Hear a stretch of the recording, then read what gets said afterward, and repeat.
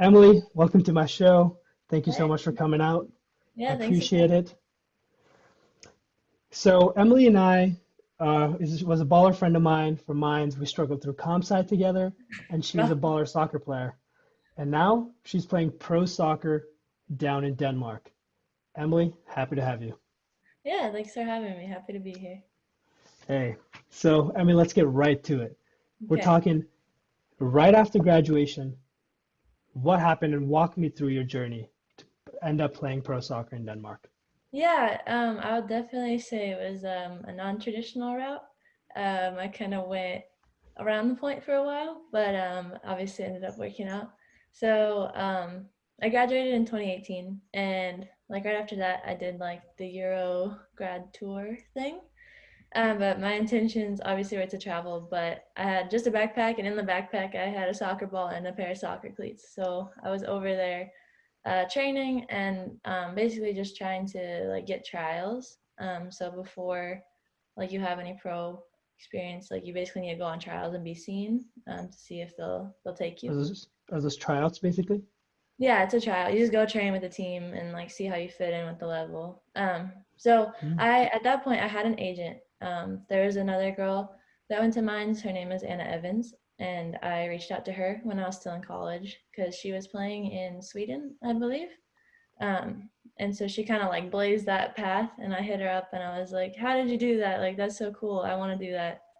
And she gave me the agent's info, and I was talking to him. And it's like difficult because Europe doesn't know about like college sports as much because they don't True. do that.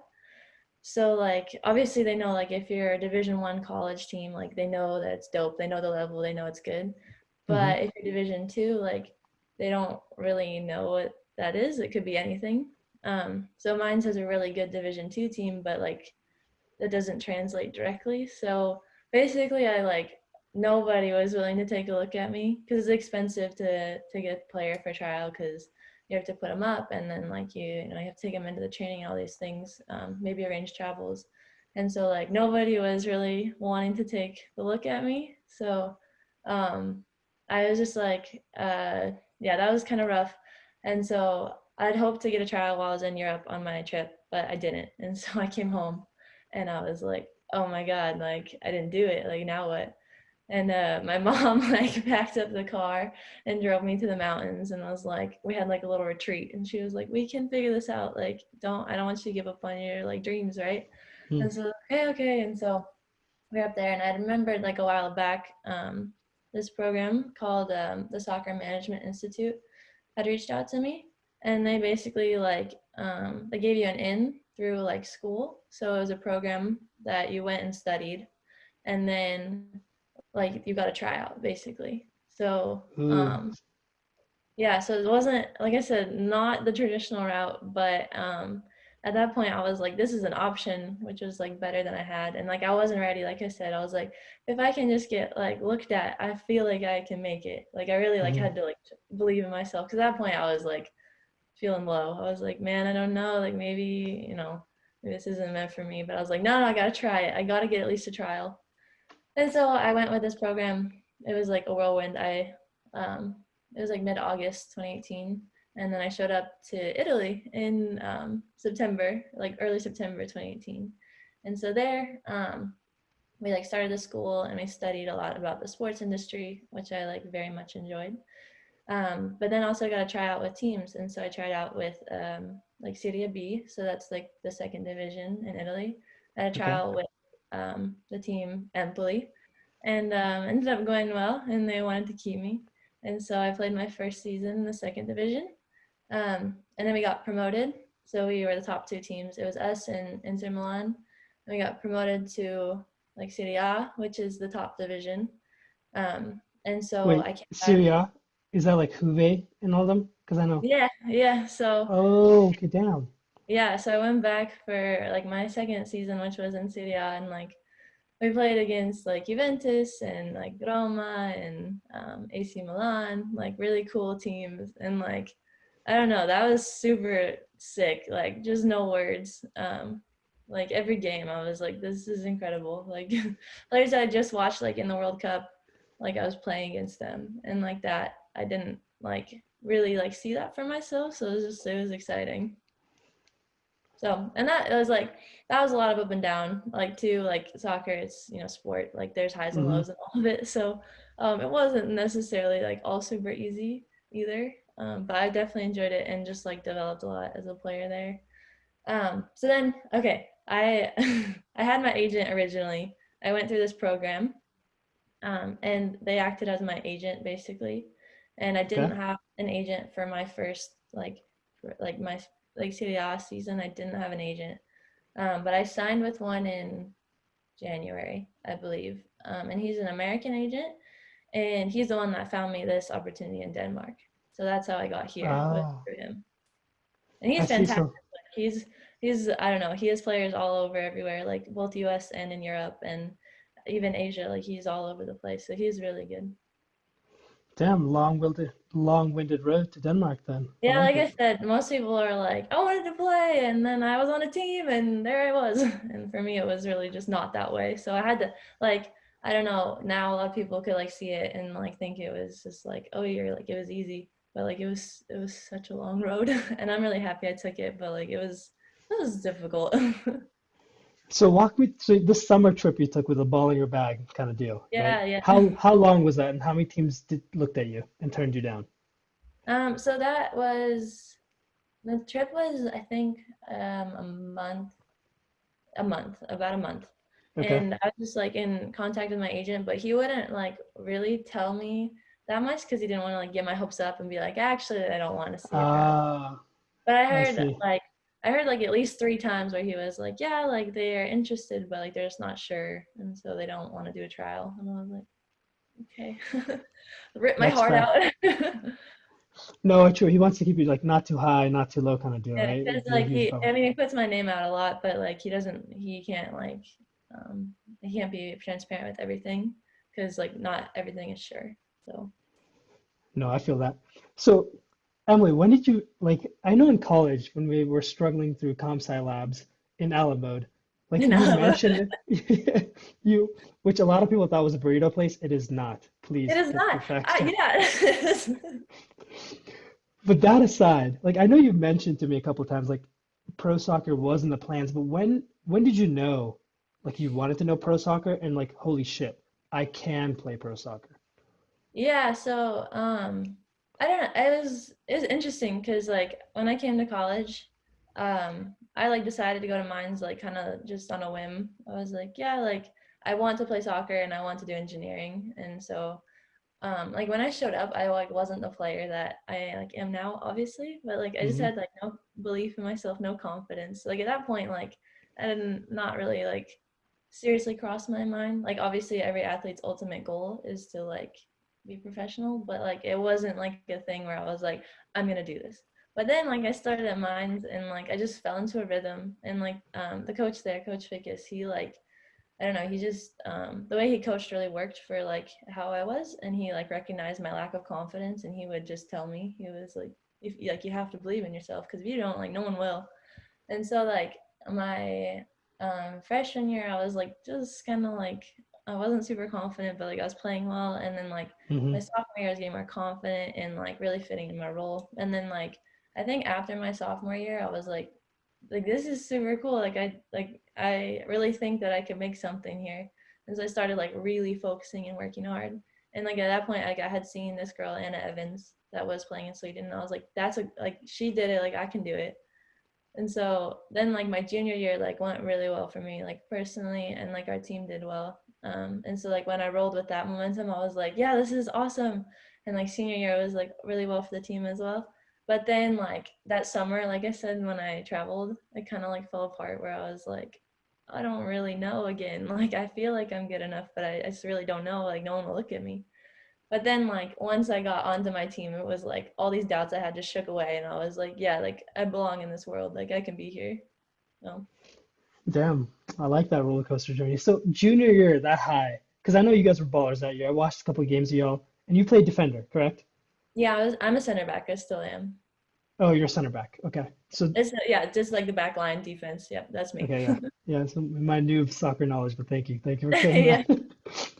So you won a bunch of awards that year. So that that was like the rise of you knowing, man, this is potentially possible. What else did your coach tell you, like regard besides like believe in yourself, kind of some of those things to really put you to the next level? Yeah, I mean, honestly, I got just like lucky because like my team was just really good. And so like the team I came into my freshman year was really good and we kind of just like stayed that way. So like without that, I don't think I would have thought it was possible. But like because like I had such good players around me, like it and like the fact that we were doing well in our division and all this stuff, like it just Hmm. like that was the environment. And like Fick, the coach, he just like I don't know, he like my last 2 years he would just yell at me and like put a lot of pressure on me and like all this stuff. And it was just because like he thought I could do better, like always, like I wasn't actually doing the most that I could. And I think that's what really like pushed me to be like, I don't know, like the next level. So I think, I don't know, between my teammates and like the coaches there and like the assistant coach Shannon too, she would talk to me and like she'd even tell me like when you're on the field, like put your shoulders back, have some confidence, like all that type of stuff. Because like when you play like that, you're just more ready for everything. So just the environment, like I was just lucky to be in it. Like obviously I worked too, but I was lucky to be there. I hear you. So combination of a lot of things, the perfect storm kind of deal. Yeah, And exactly. Emily, I know like when for one of the first times I met you, you're naturally a little bit more of a shy, reserved person. So Yeah. how do you bring out that like alpha or like the beast inside of you when you're playing Yeah, soccer? I mean, it's kind of funny. Like even my coach here, like he just told me like I think like 2 weeks ago, he was like, I first met you and I thought you were this like just super like nice, quiet person, but then like saw like the other side of me that comes out sometimes.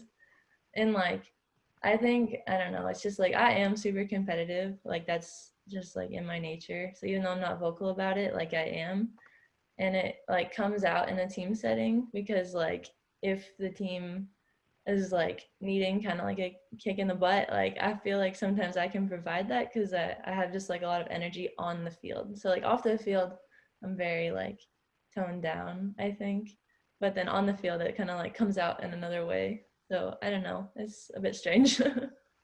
No, I hear you. So as far as like bringing that out, do you like listen to a bunch of rap music, or what is your pre-game like ritual to get yourself in that mode?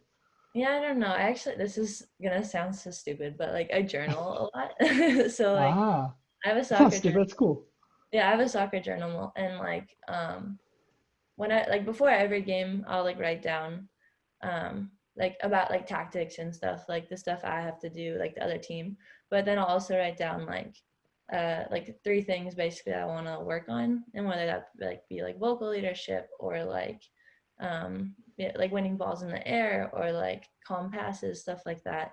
And then like I'll play the game and then I'll like write myself like a little like report of how I felt I did, and like watch the film about it and like write down how it looked like after the film and like if I met those goals. And so like every game it gives me just like something to focus on because sometimes you can go to like autopilot and just kind of like zone out, but like it's really Hmm. about like your mental capacity and focusing like at this level. So that's like what I like how I kind of like get myself going for the games at least.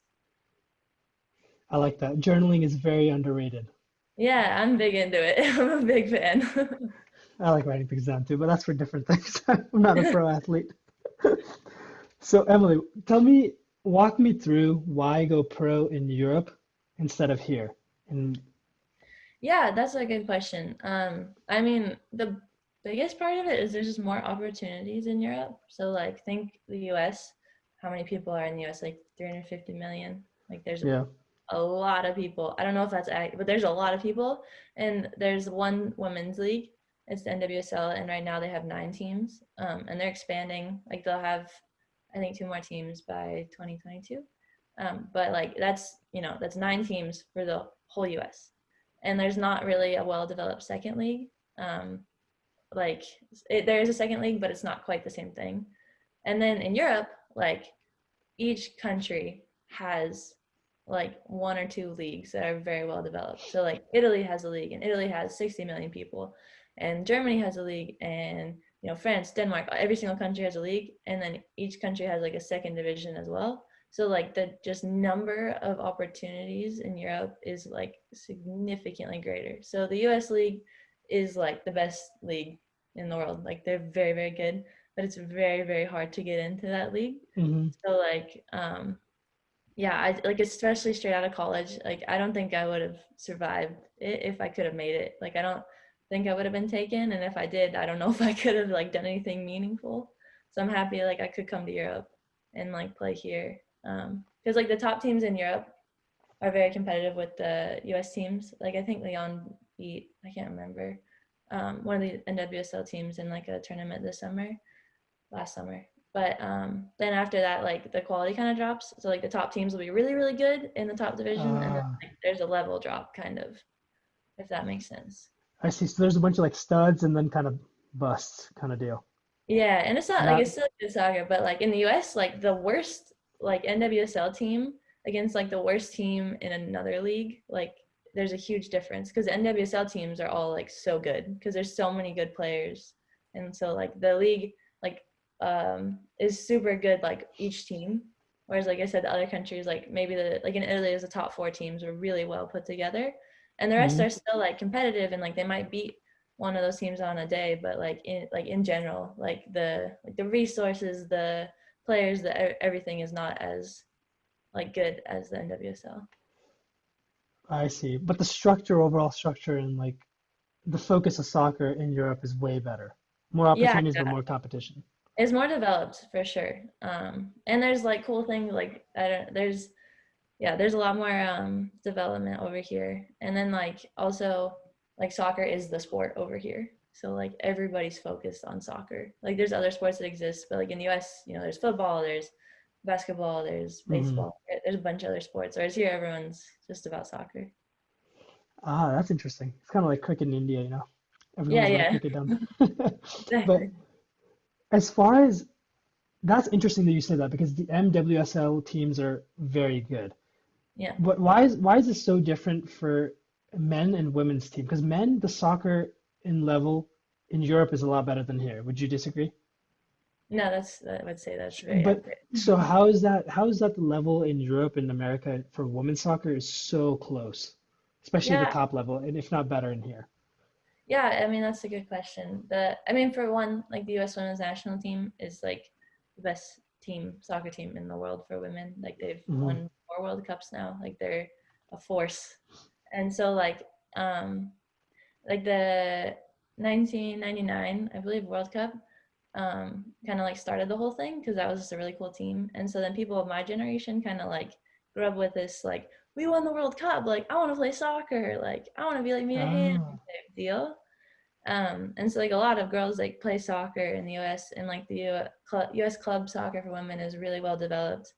And then like I don't know for the men they haven't had quite the same success with the to say the national team. least. So then it's like I don't know. It's not really quite the same thing. And then again, like boys, like they play football, basketball, baseball, like all these other sports. And then like I don't know, like sometimes soccer is like a little looked down upon by other sports or something, which I don't think it should be, but you know that's how it is. And then like for a girl in America, like it's a very like cool thing to play soccer. Like everybody wants to play soccer. So I think that's like part of it is Ooh. like the culture. No, I like that because like I agree with you. Soccer for men probably is underplayed or not respected as much as it should be. Kind of the same category as tennis. So I feel their pain. But Yeah, because people like culturally it'd be like when I was growing up in high school, people were like field fairies and things they would come up with for like men's yeah, soccer players to like put them down kind of deal, like, oh, you're right. flopping, this shit. So Hmm. that's an interesting point. Culturally, how soccer's not taken as, or even maybe as like a manly sport at times. Yeah, that's fair. Th- That may not be like an underlying thing Or like from in where Europe, that comes that's from. not the case. Like every like Yeah, man plays soccer at some point in their life. Like that is their idols, their who they aspire to be. Like everything is like soccer focused. that is so interesting. Mm. So as far as so you going down there, like compare the level of D2 at Mines. We're a great D2 team. I don't know where we stand like nationally, but probably one of the best. Mm. But D2 level at Mines compared to Serie B and Serie A, as you said, Yeah, in yeah. Italy. That's a good question. It's definitely like I get it a lot. It's hard to compare because like it's very different. like especially in Italy, because like the U.S. style of play is more about like physicality and like who can run and who's stronger and stuff. Whereas like the Italians like pride themselves in like their like technical ability and tactics. So it's a very different game. But like it was Mm. definitely like a step up when I came to Italy for me because it was a type of soccer that I had never really been asked to play before. So like at Mines, we were very safe in the back. Like if we were under pressure, we would kick it long and try and like serve a wing on the wide or something, or just clear it out to get out of the pressure. And then I went to Italy, and that was like it was like a sin to play a long ball. Like it was like I was expected to keep the ball in very tight situations in the back, which I wasn't necessarily comfortable with when I first got there. I was like, "What do Ooh. you mean you want me to pass it? Like I'm in my own 18, and there's two people running at me. You want me to pass it?" And they're like, "Yeah, like why not?" And so it's just like that was very difficult. Like I said, it's a step up because maybe someone else would have been good at those things, but I wasn't. And so like it was just like such a big adjustment. And then like playing in the second division, the level wasn't as good because again, like the top Serie B teams are a lot better than the bottom Serie B teams. Hmm. But then when we went up to the top division, that was like again a whole new level. Like it was just like the players you play against, like they're just so good, and you're just like I don't know. I remember being on the field and just being like amazed by some of them. I was like, that was incredible, and it was like my opponent, like just so much respect. Like I don't know. So it's definitely like it was very challenging, but like I didn't feel like incredibly overwhelmed. It was like the good kind of challenging, if that makes sense. So that's interesting. So you were asked to play more bully ball down here, kind of like bully your opponents, because you're probably a taller center back, right? Yeah, I'm Taller, very bigger, tall for soccer stronger. in Because general. It's very tall. how tall are you? I'm like 6 foot. 6 foot, yeah. So how did you put that adjustment in your game? Like, what does technical mean for like non-soccer fans? Does that mean Yeah, like so better like passing, better dribbling? What does that mean? yeah, so mostly like the biggest thing was just better passing. Like my team in Italy, like we would string together like 20, 25 passes and then like go have a shot on the goal. And so um like the American game that I played was like very direct. So like it was you go forward and like you go forward as fast as you can with like as many people as you can. And then like in Italy it was more like at times like patience. So like instead of trying to like play it long in the air to the winger, I would just maybe pass it to the other center back and then get it back and then go to the wing and then come back and then go to the midfield and then something opens up over there and it's just like moves around a lot more, I guess, if that makes sense. Oh, I see. Yeah, directly opposite to my FIFA approach, but I understand. Yeah. Definitely. Okay, so in Europe, it's more of a patience and really building up the off. So were you more as a center back? Were you more involved in the offense here or in the play style in Europe? Yeah, so that's a that's a tough question too, because in the U.S. I took a lot of the set pieces. So if there's a foul and like a stop ball, like I would Hmm. take it because my other center back was like we had a good connection. Like I would kick it and she would head it in the goal. It was great. And then like even other players too, like they would get on the end of it. So like I would take a lot of the set pieces for my team at Mines because I was very like good at that, and so I was involved in the attack in that sense, but not really like I don't know, in like the possession of the ball, like as you were saying. Whereas when I went to Italy, like there's other players that were like better at set pieces, so they take those, but I would be more involved in like building the play. Like we would start the play in the back, and like what our actions would do would dictate like what the rest of the people in front of us do. So like yeah, I definitely felt Mm, more connected like in that sense to like how things were working. okay, so that makes sense. Mhm.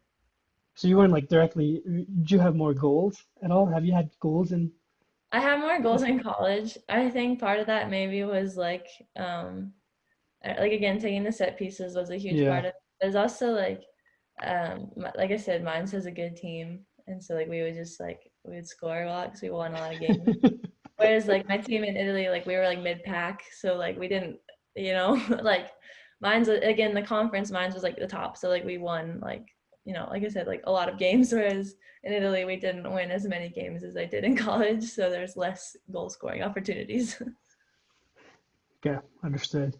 So Yeah. then, so so talking about the levels, so in the span of a year almost, like since you ended, or maybe a year and a half, since 20 your senior year, and then Mm-hmm. Serie B, and then Mm-hmm. Serie A. So in the span of that time, a short span of time, you saw a lot of different varied levels. And like no disrespect to mines in D2 at all, but the level you saw right after in Serie B was like well ahead of college, right? D2? I mean, again, like my team, I would say yes, just in like technical ability of the individual players was like just so well developed. But like if you look at like the bottom half of the second division, like it's Oh, more questionable. Like I couldn't say like with certainty because like I think the Mines team could like be physically like give them a game because like they'd be strong and they would be fighting and they'd be scrappy, like they would get some goals like that. And the Italians like wouldn't know what to do if like some American girl was like tackling them at times. They'd be like, "That's a foul," or something like that. So I don't know. Like I said, it was like where I was personally, it was definitely a step in advance. But for like the worst teams in the division, like I said, they were just not that good. So it was tough. so with your okay, and then the when you moved to Serie A, am I because as an American we say like Serie A, so you're saying it's Serie A, right? So am I clown for saying Serie A? No, that's how they say it like in English, but the Okay, Italians say and like what was Serie. your and remind me the team that My team was is it? Empoli. Yeah, Yeah. Empoli. Like, it's like yeah, I played with them on FIFA. Really? Yeah, they So haven't been yeah, in Serie A. Yeah. yes. Oh, okay, got it. So then when you got to Serie A, Hmm. was there ever a time where, since you were still switching and you kind of have the best of both worlds, you've seen the bully ball play and then now you're seeing the technical play, but like growing that because the Italian players, I don't know if they're all from Italy, but a majority of them probably have grown up in that style of play, more Yeah. technical. Was that a struggle? Where like, would you committing more fouls? Did that Yeah, kind of my be up? first, oh my God. Yeah, my it's definitely each time you move leagues, it's an adjustment to the league. So like even here in Denmark, it's funny. So my first game in Italy, I got a yellow card and a PK called on me. And I felt in both cases that there was no foul. And then my first game in, she saved the PK, by the way. They didn't score. The goalkeeper saved. Okay. But then my first game in Denmark, even, and Denmark is way more physical. But my first game, I got a yellow card. And I was like, what do you mean? So I don't know. It's just like, yeah, it was definitely an adjustment. And like I said, like each league has like a personality and like what will be a foul and like what won't type of deal. And it was such an adjustment in Italy because I was just not used to it. Like I don't know, in America, like in college, we would like really just kick the shit out of each other and like no one would really like do anything. And then like I hate to say this, but the Italians are very dramatic. And so like you would be going and you're rolling like Neymar and you're like, get up. I didn't touch you. So it's So just like there's so safe it's to say difficult. And I'm there's a tall, lot which of like what? Sorry. no, go ahead, go ahead. I'll Yeah, bring I was gonna say I'm tall, so like I can't slide with anything. Like if you're a small player and you foul me, like they're not gonna call it. But if I like think about pushing like a smaller player, they're like, oh no, that's a foul. So it's just like it's difficult. so safe to say there's a lot of flopping going down in Italy. Yeah, I don't know if I would like. I still don't think it's as bad as like the men's reputation, but like it was significantly more than I was Oh, used to. I was shocked. so culturally coming in as an American to the Italian league, which is very technical, was that how was it adjusting to the not just this play of soccer, but like culturally? Like would the Italians looked was like who's this American girl coming shoving people around like kind of deal? Like how did they accept you as a player? I mean, okay, my teammates were so like warm and accepting. Like they Okay, welcomed me with open arms. But it was of like yeah, it was a difficult transition. Just like I don't know, culturally. Like I didn't speak the language at all when I got there. I knew maybe 5 words. And like practices run in Italian. And like yeah, so it's just like really? chaos. Yeah, so because like and like again, like I'm not like trying to like say this is wrong, it's just how it is. But the Italians Hmm. are kind of like notoriously like bad in English, which that's fine. Like I was in Italy, like I should have been the one like knowing the language, but I didn't know I was gonna True. go there and all these things. So like I'm not like again not saying it's wrong, but the situation was I showed up speaking English and like my coach didn't speak a lot of English, and then like so like each time like he would explain, and then one of my teammates to like there's some other internationals though, we were like in a group, which helped a lot. So like they Oh, would I come over see. and like, explain to us like what was happening, and then like after a while like we would be like, oh, this like I heard that word, it's this drill, and like all that. And then like I was there for 2 years, so by the end of it, like at practice I would understand like most of what happened. Like I would say like 90% I knew what was happening at practice, because it's like the same things that you hear all the time. It's like all soccer related, so it was like I learned a lot. But when I first got there, I was like, what's going on? Like, where do I go? What do I do? Like, what do you mean don't kick it long? And so it's just like all these things happening at once. And then yeah, just So, living in a new country, and like we had to like, we are taking the train to practice, like that was new, and like just like everything was different, and like it was like difficult, but we, like I said, we were like kind of in a group, so like we kind of like all like laughed our way through it. But there was so many points that we were just like, what are we doing here? it's a good that you had a support system though, like a couple other international players who could be Absolutely, like yeah. your translators or like Google Translate live kind of Yeah, deal. yeah, for sure. So Italians are prideful people about their language. So I guess that's why you didn't like take a Rosetta Stone of Italian course, because Well, I then didn't. you So didn't know. yeah, I like I said, I in mid-August, I like had nothing, and then I ended up in Italy like September 4th. So like there was just no time. I like got on Duolingo and like tried to like learn, but like I didn't have time. And so like once I got there, I started really studying it, and I really did study and tried to like learn it. And like I said, like now like I can speak it. But when I first got there, I was like, whoa, this is Like something. that was your holy shit moment. Okay, Yeah. so so talk a little bit about culturally, like you said, the differences between America and Europe there. Like Europe is huge on public transport. Tell me about Yeah. the public transport there, that Mhm. culture, and then tell me about the food in The food Italy, was so good. please. Yeah. So okay, I'll start with the public transport. In Italy, it's so good. Like the public transport is very very good. Like where I was, like you could take trains like anywhere you wanted to go. It was fantastic. And then like once you're in the city, like there's buses. Like I didn't have a car, and it was like you could get everywhere. It was awesome. Which was definitely like a change up from like the US, because like in the US everyone has a car and like Hmm. drive, not everyone, but many people have a car and drive most places. Because the US is so big. Like Italy is so crammed together too. So like it makes sense because like the trains were packed because like people were using them. And so like I thought that was really like just useful again for like mobility for so many people. Hmm. Um, and then the food, I have no words. It was so good. Like it was amazing. It was just the best food you could ever imagine, and like it was fantastic. It was cheap too. Like the food there is like pretty cheap. That was like one thing that was nice. Like the US like costs more in general. Like the cost of living is higher, whereas in Italy it was lower. So like going there, I was like, this is awesome. But then like I came up to Denmark, and Denmark's expensive. So I was like, dang it. But it's okay. Did you ever get tired of like the pastas and the pizzas all the time? Like how was that tiring? I mean, like yes and no. They like I don't know, as long as you like managed it and like didn't eat it too much, because they have a lot of other things as well. So like obviously the focus is pasta and pizza, but they Yeah, also true. had like a lot of internationals there. So like you could Hmm. go get like whatever type of food you wanted. So Did you ever get Indian food down there? no, I didn't, but I know they had some Indian restaurants in Florence.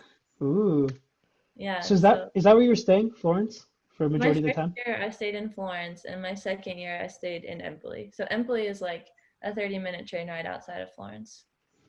Okay. And then what are some other things that stood out to you, like not typical things? What was something underrated about Italy or even the culture?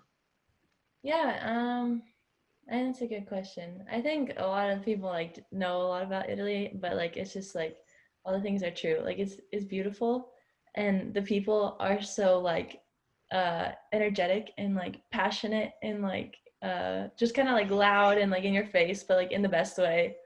And I really appreciated that about them. And then like just the food and the fashion, like Italy is just so many like good things going for it. But then like since they have such a good lifestyle, like a lot of things don't really work.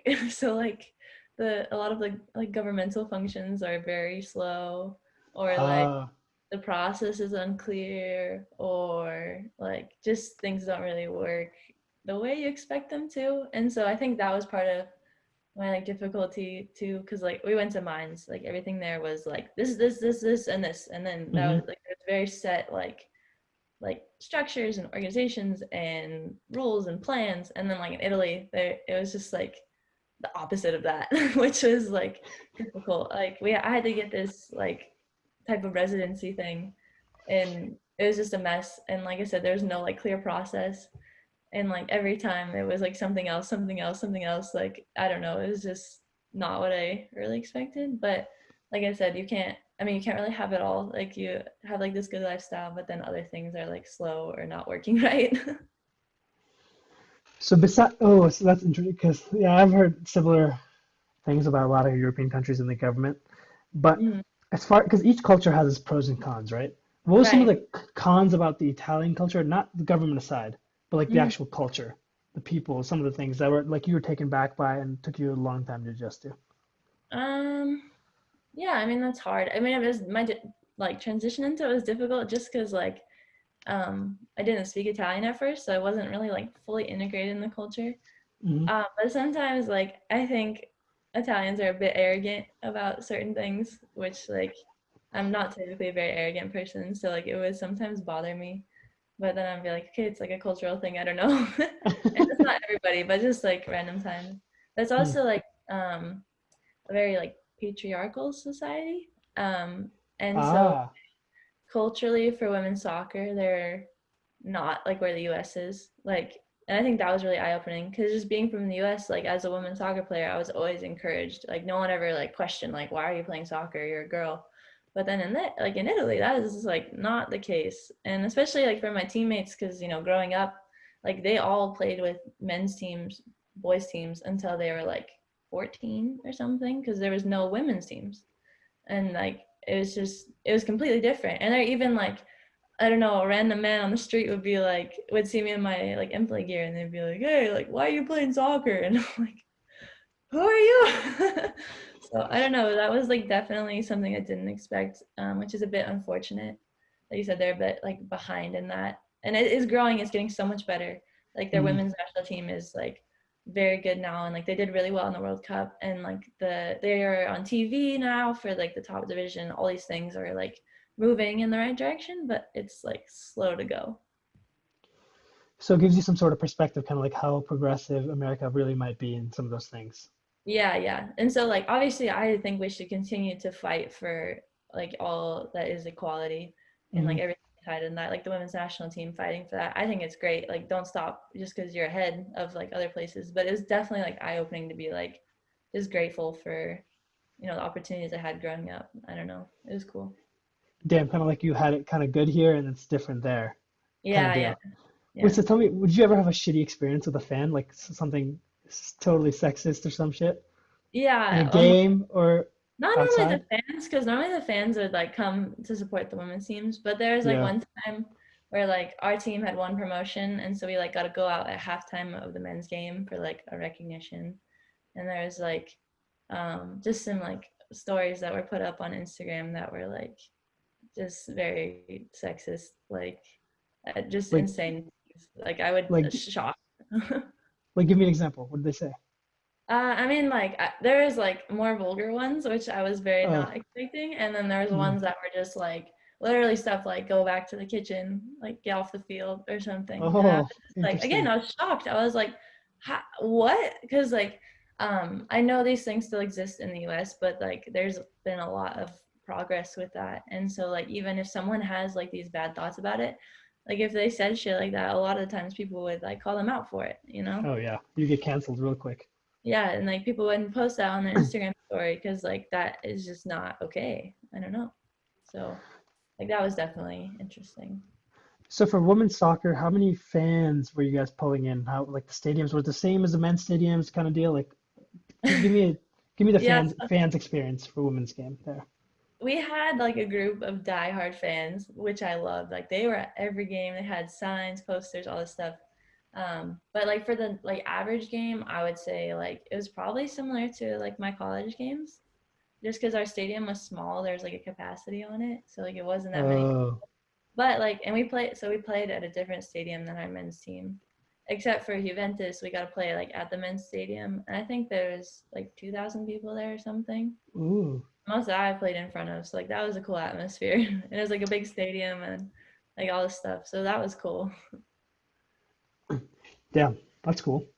Yeah. 2000 is quite a few people. And Empoli, I'm assuming, was more fans as you guys moved up to Serie Yeah, A. so yeah, definitely like when we like moved up, we got more people. But again, like our stadium was pretty small, and so like if we were playing like a really good team, a bunch of people would come because they'd be like, "Oh, that's so cool." It's still Italy, like they still love soccer, but again, like it wasn't like the thing to do really. Sometimes like just for like everybody in the town, they wouldn't be like, "Let's go to the women's soccer game." Whereas yeah, so So, so then walk me through your career and transitioning to Denmark. So what happened? Was it a bad breakup with Italy, like Empoli, or it wasn't what a happened bad. there? It was everything was just like dramatic this year because of I mean there's Corona and all these things, but our team just like restructured, I would call it. And so like we got a new head coach and like most of the team left. So I think 6 players stayed from the team last year. And so then there's like new coach and he had like a bunch of new players and stuff. So it's just like a big change. But I mean, at no way was it like a bad breakup for me. Hmm. Like I really enjoyed my time there, but I was like looking to make like a step forward even before like all that was said and done. So that's why like I got my agent in like I said around January and like started talking to him about options. I was like I'm not sure, maybe I want to stay, maybe I want to go. Like I just want to like continue to develop and like do its best like for my career, all these things. And then like as things got like rockier and then like you're like doing all these changes and all this stuff, I got an opportunity to go to Denmark, and it was definitely like a step up. And so my agent just like facilitated that, and then yeah, I moved to Denmark. So was that like a trade clause kind of deal? Like, hey, you tell your agent, hey, I want to be like, how does it work in European soccer?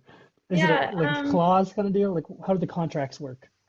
I mean it depends. My like it, I don't know. It depends again, like on a lot of things, especially because like women's soccer is not as developed as like the men's side and all these things. So Hmm. basically, like my contract with Empoli like ended. So if I wanted to sign with them again, I'd have to like basically like renew it.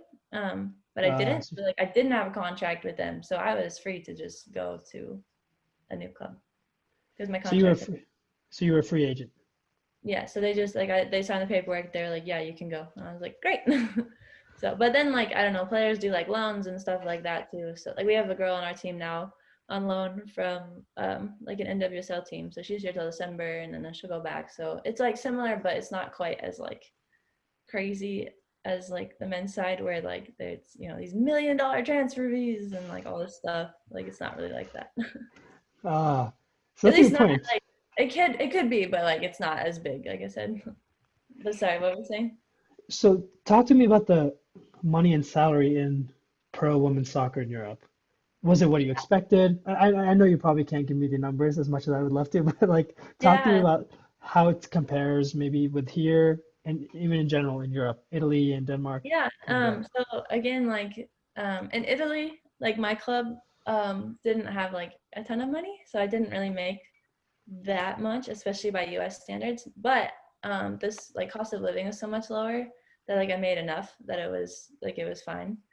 But it really was like, yeah, this is just not a lot of money, like at all. And like I think, I mean, a lot of the girls on the upper teams that are like on the national team and stuff like this, they make a lot of money and they have sponsorships. And every time you go to the national team, you get paid for that, like all this stuff. So they like the top players in the league were making a lot of money, but like I Hmm. personally wasn't. But then, like this move to Denmark, I got like a big raise, and then also like and then like Italy too had other like benefits and perks associated with it. But like my Denmark deal is a lot better because like the country in general is just like wealthier. But then also like my team is like the reigning champions, so they like just have a lot more like resources available. And so like here I have like a bigger salary and I'm like living in a house that's like on the fields and like we have access to transportation, we have free healthcare, like we have everything. that we could need. Damn. It's awesome. Like it's really great. So you really went out with this Denmark deal, huh? Playing for the best club, and I'm how really, much I'm how much sorry.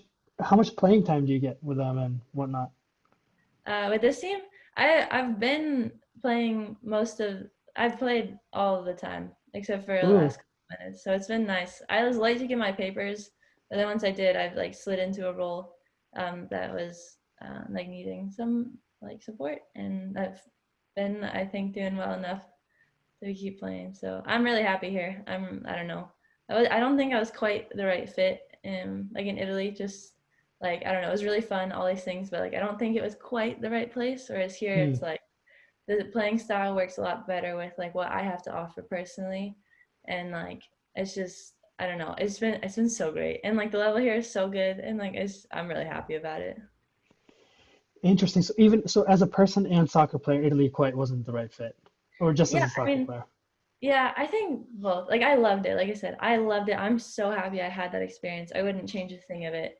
Hmm. But like yeah, I just wasn't like it wasn't quite right. Like it just wasn't quite exactly it. I think I need like a bit more structure than they had to provide.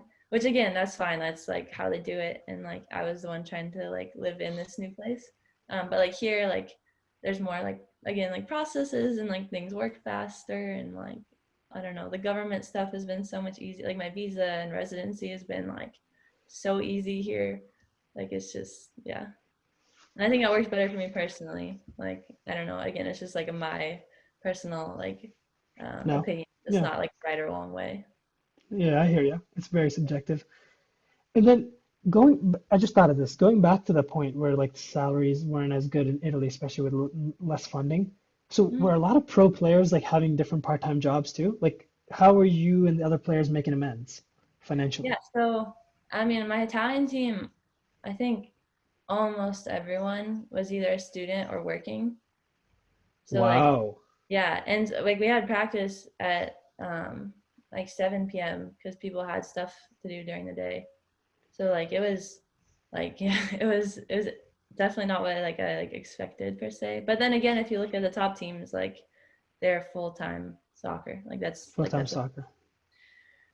so yeah, but like on my team, like I said, like a lot of the girls like couldn't make it with just the soccer, so they were studying or they were working or other things like that. So That's crazy, being a pro, like part-time soccer player and working at the same time, or even a student. and that's so common in the women's game. Like I don't know, it's crazy, and especially like there because like in the US, the college system works really well. So if you want to play, you have to do school. Like for Hmm. college, like you have to do both. You have to do well like in school to be able to play. So it forces you to go to like college. Whereas like in Italy, like the universities don't really care like if you play soccer, and so like it's just hard. You can't miss stuff because you have soccer. Like it's not the same. It's not Oh, so it's not prioritized or given any sort of yeah. Because leniency like in the for US, being a if you pro. like have a soccer game, they're like, okay, like you can miss school basically. And then like here, Oh, that's not really how it worked. So it's just I don't know, the girls that were doing university, they were like really having to like work like really hard. And I was just admiring them. I was like, wow, you guys are I don't know, that's crazy. that's crazy. So switching from, I guess you're in a better situation for you as a soccer player and a person. Is your Mhm. schedule less part-time now, more full-time soccer player? And what's your daily schedule like, out of Yeah, so curiosity? it's funny too. So my like first year in like Serie A, like I just played soccer. Like that was what I did. And like I think I needed that to be able to like perform at that level, to like focus all Hmm. my energy there. But then this year I was kind of like looking like to like itching for something else to do. So like now I'm working, I'm like a student part-time like at the University of Colorado Denver. So I'm getting like my MBA. Ooh, So I'm in like 3 classes now, which is like not a full load. So like I'm still like full-time soccer and I can commit like all I need to it. But I think it's good for me to like have this other like thing going on to kind of like I don't know, just like use other parts of your brain and stuff. So like it helps me with my like concentration if nothing else. Because like sometimes I think if you focus too hard like on soccer, like it doesn't help you. Because like if you think too much, like it's not gonna work. And so like you need to train, you need to lift, you need to run, you need to do all these things. But like at the end of the day, like it's like how much you prepared for it, and if you're overthinking, like you're not doing your best. So I think it's good for me to like have like both kind of. So like study but not too much, and then like be able to fully like invest myself in soccer and feel like more like in a better headspace about it, where I'm not like completely wrapped around the axle every hour of the day, like soccer, soccer, soccer, watch film, watch the game, watch soccer, and then like freak out. So So it definitely gives you the balance that you need to exactly, I perform at a need the high balance. level. Like I think this is like the ideal scenario for me right now. Damn, okay. So as far, first of all, shout out, still repping Colorado and Denmark with UCD Yep. and NBA. So City. then, so then speaking of your long-term plans, where do you see this going? Do you eventually want to go use your comp sci and MBA in a certain role in sports, or like how long do you want to be a pro soccer player? I know I probably haven't thought of this for too Yeah, long, but I've definitely just thought about vision. it. Yeah, I've definitely thought about it. That's like what I want to do. And the answer is just like I'm not really sure. So like a lot of it depends on like soccer and like where that takes me, where I go with it. So like I just wanna play like right now. So that's what I'm basically focused on. I want to play like at Okay. the highest level that I can and like get as good as I can and all these things. But then obviously after like you don't make enough money to just like stop after. So I do have like these other like options. I would say like paths I can walk Hmm. down once I finish that off. So and like I love the comp sci stuff. Like it's great. But like I don't know if I want to be like full time comp sci. So that's why I'm Hmm. doing my MBA to try and like have a technical background, but maybe be able to do more business type stuff. But like again, I'm not really sure. So I'm just kind of like setting up like option like roads that I can walk down if I so choose. Maybe a potential coach. Mm. Yeah, I do like coaching. It's nice. I think whatever I do, I'll end up like somehow involved in the game. Like Yeah. even if I'm working full time as like in computer science, like as a developer, then I'll like want to coach like kids or something. Like I want to give back to the game in some way. That's awesome. And you're hella smart, so you got that in the bag. And then so one more thing that I was curious about, and I forgot to bring it up, but like you were in Italy when shit hit the fan, like coronavirus was literally took over the Yeah, world and yeah. everything began. So walk me through that. How did that change your lifestyle there, especially being at like the epicenter of it, and then soccer? How did that change soccer for the ensuing months?